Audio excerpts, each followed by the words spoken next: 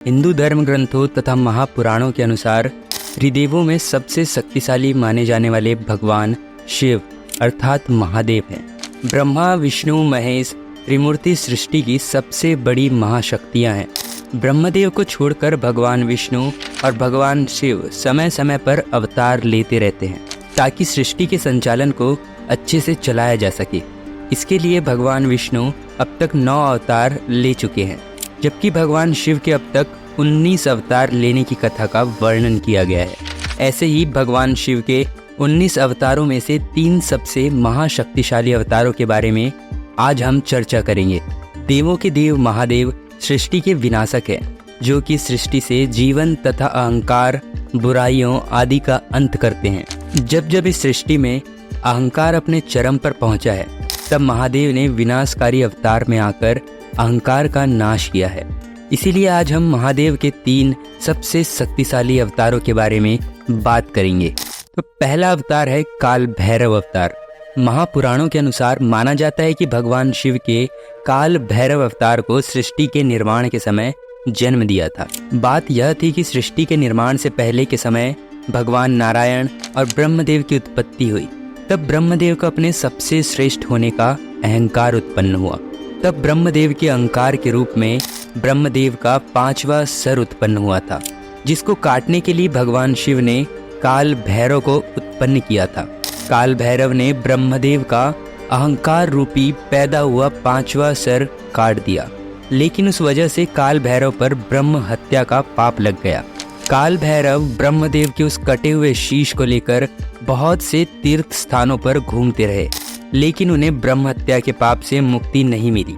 लेकिन अंत में जब काल भैरव काशी पहुँचे तो तब वहाँ पर उन्हें ब्रह्म हत्या के पाप से मुक्ति मिल गई और हमेशा के लिए काल भैरव काशी में ही स्थित हो गए। काल भैरव भगवान शिव का पहला अवतार थे। वह बहुत महाशक्तिशाली थे। भगवान शिव का दूसरा महाशक्तिशाली अवतार था वीरभद्र। वीरभद्र की उत्पत्ति भगवान शिव की पत्नी सती के पिता प्रजापति दक्ष को मारने के लिए हुई थी। प्रजापति दक्ष का अहंकार इतना बढ़ गया था कि वह भगवान शिव की पत्नी माता सती के मृत्यु का कारण बन गया था। माता सती की मृत्यु से भगवान शिव इतने अधिक आहत हुए कि वह क्रोध में तांडव करने लगे, जिससे यह सृष्टि कांपने लगी थी। तब तांडव करते हुए महादेव ने अपनी जटा का एक हिस्सा उखाड़कर जमीन पर फेंका, जिससे वीरभद्र की उत्पत्ति हुई। महादेव ने वीरभद्र को यह स्पष्ट आदेश दिया कि तुम इसी समय प्रजापति दक्ष के राज्य में जाकर उसका अंत कर दो, और जो भी तुम्हारे रास्ते में आए, चाहे वह देवता, दानव या मनुष्य कोई भी हो, उसे भी भस्म कर दो। वीरभद्र महादेव की कुंडलिनी शक्ति का प्रतीक था। उसी क्षण प्रस्थान करता है और प्रजापति दक्ष के महल में आकर उनका यज्ञ विध्वंस कर देता है। वीरभद्र से लड़ने के लिए प्रजापति दक्ष अपनी सेना को आगे कर देते हैं, लेकिन वीरभद्र एक एक करके सबको पराजित कर देता है। उसके पश्चात प्रजापति दक्ष भगवान नारायण से सहायता मांगते हैं और वीरभद्र से लड़ने के लिए विनती करते हैं, लेकिन एक ऋषि के दिए गए श्राप के कारण वह उनसे हार जाते हैं। कुछ ग्रंथों में यह भी वर्णित है कि भगवान नारायण ने वीरभद्र पर सुदर्शन चक्र से वार किया, तो वीरभद्र ने उनका सुदर्शन चक्र निगल लिया। तब नारायण को यकीन हो गया कि आज प्रजापति दक्ष की मृत्यु निश्चित है। इसीलिए उन्होंने वीरभद्र से कहा कि अब मैं आपके रास्ते में नहीं आऊंगा। यह कहकर भगवान विष्णु वीरभद्र के रास्ते से हट गए और वीरभद्र ने अपने खड्ग से प्रजापति दक्ष का सिर धड़ से अलग कर दिया। प्रजापति दक्ष का वह सर उन्हीं के यज्ञ में जाकर गिरा और भस्म हो गया। दक्ष का वध होते ही वीरभद्र वहां से चला जाता है। भगवान शिव का तीसरा अवतार है बजरंगबली का।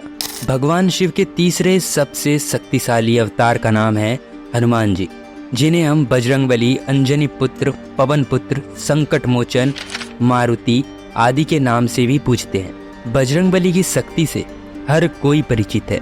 भगवान शिव ने वानर राज केसरी की पत्नी अंजना को यह वरदान दिया था कि उनके गर्भ से उनका अंश अवतार जन्म लेगा। बजरंगबली जी के जन्म का मुख्य उद्देश्य भगवान विष्णु के अवतार श्री राम जी के अवतार लीला में सहायता करने के लिए हुआ था। भगवान विष्णु श्री राम का अवतार लेकर धरती पर राक्षसों के बढ़े हुए अत्याचारों का अंत करने के लिए मानव रूप में आए थे। श्री राम की इस लीला में उनका सहयोग करने तथा राक्षसों का नाश करने के लिए भगवान शिव के 11वें रुद्र एक वानर के रूप में अवतरित हुए। हनुमान जी की शक्तियां असीमित थी क्योंकि वे अनादि और अनंत महादेव के 11वें रुद्र रूप थे तथा उन्हें हर देवता से वरदान प्राप्त था और ब्रह्मास्त्र भी उनका कुछ नहीं बिगाड़ सकता था।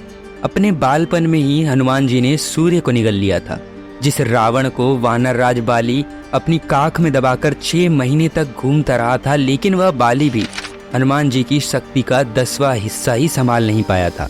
महाबलशाली होने के साथ हनुमान जी बहुत विद्वान थे तथा धर्म और वेदों की ज्ञाता थे। वह अपने शरीर को किसी भी आकार में ढाल सकते थे। माता सीता ने उन्हें 8 सिद्धियां और 9 निधियों का दाता होने का वरदान दिया था। तो बस यही थे महादेव के 3 सबसे शक्तिशाली अवतार।